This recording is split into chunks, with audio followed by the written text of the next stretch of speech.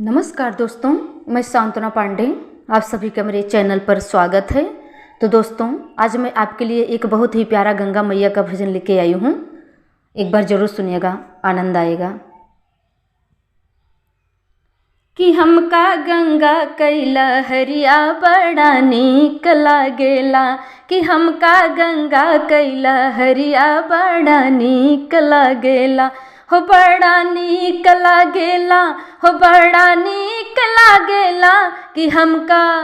कि हमका हाँ हमका गंगा कैला हरिया बड़ा नीक लागेला, कि हमका गंगा कैला हरिया बड़ा नीक लागेला, कि हमका गंगा कैला हरिया बड़ा नीक लागेला।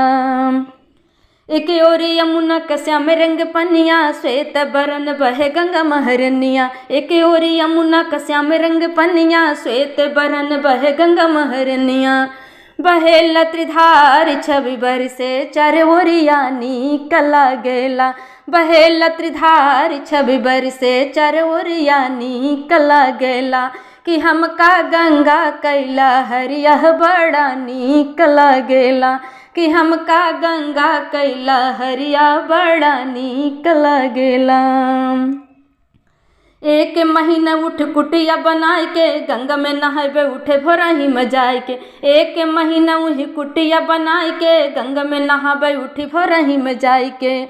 ओ मच जयकारी हनुमत स्वामी के दुआरिया नीक लागेला, ओ मच जयकारी हनुमत स्वामी के दुआरिया नीक लागेला।